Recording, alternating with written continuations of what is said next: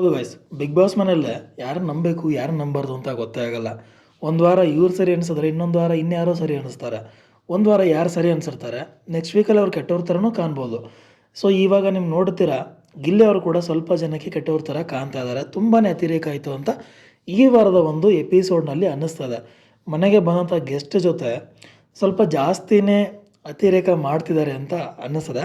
So ಸದ್ಯಕ್ಕೆ ಈ ವಿಡಿಯೋದಲ್ಲಿ ನಾನು ಗಿಲ್ಲಿ ಅವ್ರ ಬಗ್ಗೆ ಮಾತಾಡಲ್ಲ, ಅದ್ರ ಬಗ್ಗೆ ನೆಕ್ಸ್ಟ್ ವಿಡಿಯೋದಲ್ಲಿ ಮಾತಾಡ್ತೇನೆ. ಸೊ ಈ ಒಂದು ವಿಡಿಯೋದಲ್ಲಿ ನಾವು ರಕ್ಷಿತ್ ಅವ್ರ ಬಗ್ಗೆ ಮಾತಾಡೋಣ.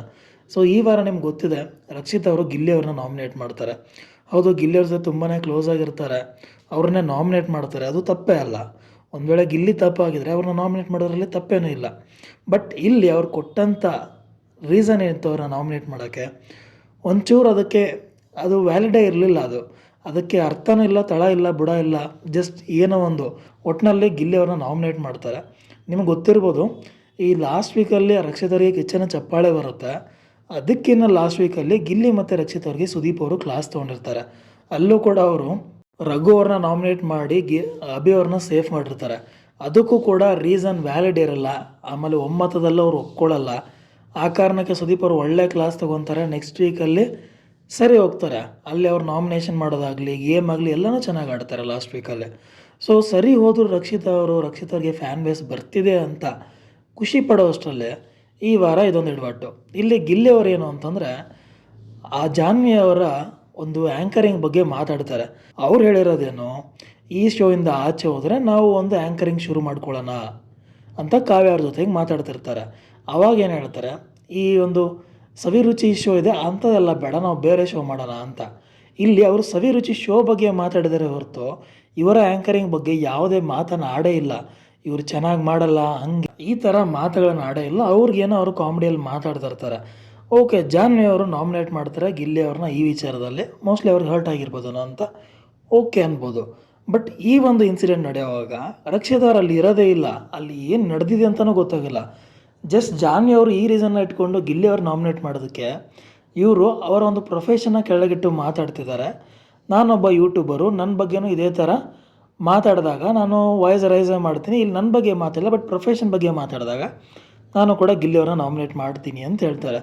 ಇದು ಕಂಪ್ಲೀಟ್ ಇರ್ರಿಲೆವೆಂಟು. ಆ ಒಂದು ನಾಮಿನೇಷನ್ಗೆ ರಕ್ಷಿತಾಗೆ ಲಾಸ್ಟ್ ವೀಕಲ್ಲಿ ಮಾಳವರು ಕ್ಯಾಪ್ಟನ್ಸಿ ಇದ್ದಾಗ ಹೆಂಗೆ ನಾಮಿನೇಟ್ ಮಾಡೋಕೆ ರೀಸನ್ ಕೊಟ್ಟಿದ್ರು, ಆ ಥರ ಈ ವಾರ ರಕ್ಷಿತ್ ಅವರು ಸಿಕ್ಕಾಕೊತಾರೆ. ಅದಕ್ಕೆ ಒಂದು ಕ್ಲಾಸ್ನ ತೊಗೊತಾರೆ ಅಂತ ನನ್ನ ಅನಿಸಿಕೆ. ರಕ್ಷಿತ್ ಅವರು ಯಾವಾಗಲೂ ಫೇರ್ ಡಿಸಿಷನ್ನೇ ಕೊಡ್ತಾರೆ, ಫೇರಾಗಿ ನಾಮಿನೇಟ್ ಮಾಡ್ತಾರೆ ಅಂತಲೇ ಬಂದಿದ್ದು. ಬಟ್ ಒಂದು ಸಾರಿ ಮಿಸ್ಟೇಕ್ ಆದರೆ ಓಕೆ ರಘು ಅವ್ರ ವಿಚಾರದಲ್ಲಿ, ಬಟ್ ಮತ್ತೆ ಅದೇ ಮಾಡಿಕೊಂಡ್ರೆ ಇಲ್ಲಿ ಹೇಗೆ ಕಾಣ್ತಿದೆ ಅಂತಂದರೆ, ಇದು ಇಲ್ಲಿ ಅಶ್ವಿನಿ ಮತ್ತು ಜಾನ್ವಿ ಅವರು ರಕ್ಷಿತಾ ಅವ್ರನ್ನ ಟಾರ್ಗೆಟ್ ಮಾಡ್ತಿದ್ದಾರೆ ಅನ್ನೋದು ರಕ್ಷಿತ್ ಅವ್ರಿಗೂ ಗೊತ್ತು.